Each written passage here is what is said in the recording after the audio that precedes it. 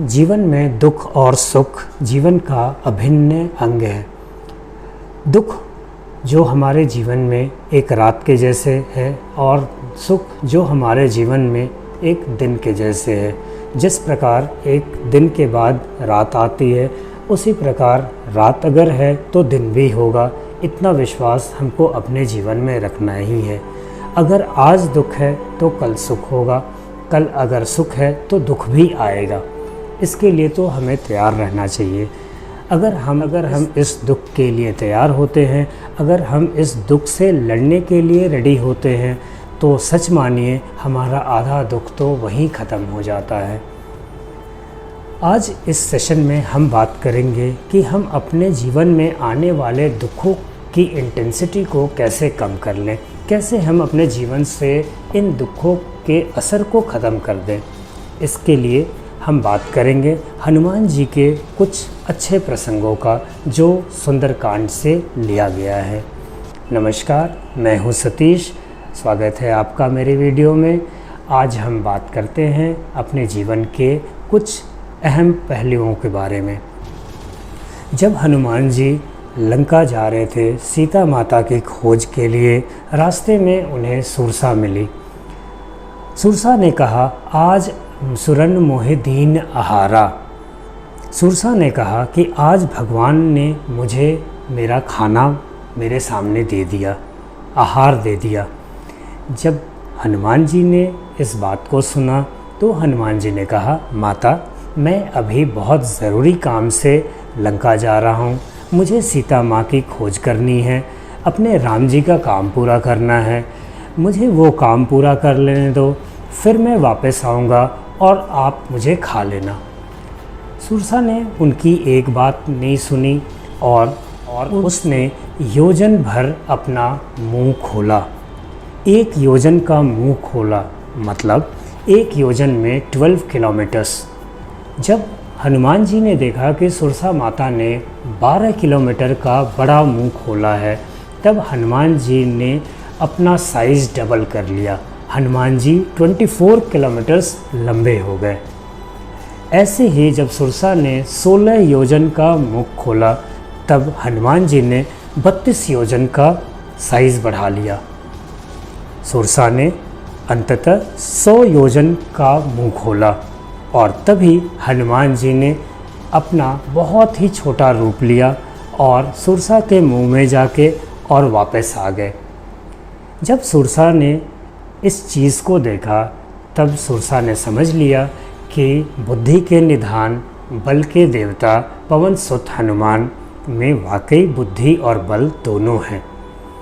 सुरसा ने हनुमान जी को कहा कि आपके बढ़ते हुए बदन को देखकर मैंने आपके बल का पता लगा लिया और आपके छोटे से आकार को देखकर मैंने आपकी बुद्धि का पता लगा लिया। सुरसा माँ ने हंसकर जवाब दिया और उन्हें आशीर्वाद देते हुए कहा कि जाओ और जाके राम जी का काम करके आओ। इस प्रसंग से हमें क्या शिक्षा मिलती है? हमें हमेशा अपने जीवन में हर किसी का आशीर्वाद लेना चाहिए, चाहे वो हमारा दुश्मन ही क्यों ना हो। और दूसरा बहुत ही इम्पॉर्टेंट लेसन हमें ये मिलता है कि अगर हमारे सामने पहाड़ जैसे प्रॉब्लम भी हो, तो हमें ना सिर्फ अपने बल को बल्कि अपने बुद्धि को भी अपनाना चाहिए। बुद्धि से उस प्रॉब्लम को सॉल्व करना चाहिए।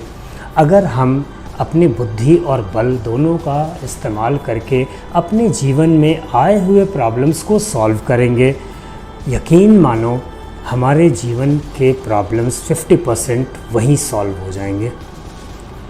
दूसरा प्रसंग जो सुंदरकांड से लिया गया है वो इस तरह से है।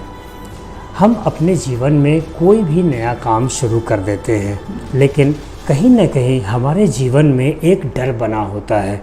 डर किस बात का? डर इस बात का कि पता नहीं ये काम पूरा होगा या नहीं। पढ़ाई तो कर रहे हैं, पता नहीं हमारे जीवन में सफलता हमें मिलेगी या नहीं मिलेगी, हमारा सिलेक्शन होगा या नहीं होगा, हम इंटरव्यू क्रैक कर पाएंगे या नहीं कर पाएंगे। नया बिज़नेस तो शुरू कर दिया, पता नहीं बिज़नेस चलेगा या नहीं चलेगा। नया घर ले लिया, पता नहीं ये घर शुभ होगा या नहीं होगा। नई गाड़ी ले ली, पता नहीं ये हमारा साथ देगी या नहीं देगी। ईएमआई समय पे पूरे होंगे या नहीं होंगे। कितना बढ़िया हो अगर कोई हमें इस चीज़ की गारंटी दे दे कि आपके सारे काम जो भी आपने शुरू किए हैं वो ऐसे पूरे हो जाएंगे। आपको अगर ये ऐसी गारंटी कोई दे दे तो फिर आपके जीवन से तो सारे कष्ट वैसे ही दूर हो गए। इसके लिए हमें क्या करना है?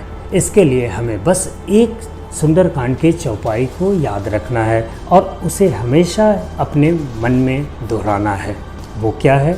प्रवेश नगर कीजे सब काजा, हृदय राखी कौशलपुर राजा, गरल सुधा रिपु करही मिताई, गोपद सिंधु अनल शीतलाई। क्या मतलब है इसका? जब भी हम कोई अपना नया काम करते हैं, कोई काम करने को जाते हैं, तो हमें इस चौपाई को याद रखना चाहिए और हमें इसे अपने मन में दोहराना चाहिए। ऐसा क्यों करना चाहिए? जब हम हरि का नाम अपने मन में रखकर कोई भी काम करते हैं तो क्या होता है? प्रवेश नगर कीजे सब काजा, हृदय राखी कौशलपुर राजा, गरल सुधा रिपु करही मिताई। जो विष है वो अमृत बन जाता है और जो दुश्मन है वो आपके दोस्त बन जाते हैं। पता नहीं कैसे, लेकिन वो दुश्मन आपका साथ देने लगेंगे और आपके काम को कर देंगे। नेक्स्ट, गोपद सिंधु अनल शीतलाई। पहाड़ जैसा, समंदर के जैसा बड़ा मुसीबत आपके जीवन में है और वो मुसीबत आप ऐसे पार कर जाओगे जैसे कि आपने किसी गाय के बछड़े के खुर के बने हुए गड्ढे को पार कर लिया हो। और अनल शीतलाई मतलब आग भी आपको शीतलता देने लगेगी। तो बस एक हरि नाम से हमें कितना कुछ मिल जाता है। तो हमें इस हरि नाम को हमेशा अपने अंदर रखना है। देखो ये कितनी अजीब बात है। एक ब्रांड है वो हमें एक वारंटी कार्ड देती है और इस वारंटी कार्ड को हम अपने पास रखते हैं कितने साल के लिए? ये एयर कंडीशनर की वारंटी है 10 ईयर्स। 10 साल तक उसको संभाल के रखते हैं ताकि अगर उसमें कोई गड़बड़ी आए तो हम इसे रिप्लेसमेंट को डाल सकें, राइट। लेकिन क्या हम इतना ही विश्वास इन चौपाइयों पे कर सकते हैं? बस एक बार करके देखना। अगर आप ऐसा कभी कर लोगे तो आप देखोगे कि आपके जीवन में दुख का नामो निशान नहीं होगा। Summary of the story is, नाम जपते रहो, काम करते रहो, हर समय कृष्ण का ध्यान धरते रहो, मन से कामना मिटाते रहो, कृष्ण गोविंद गोपाल गाते रहो। मतलब हमेशा हरि का नाम लो और आपके काम यूं बनते जाएंगे। आज के वीडियो में बस इतना ही। आज के लिए नमस्कार।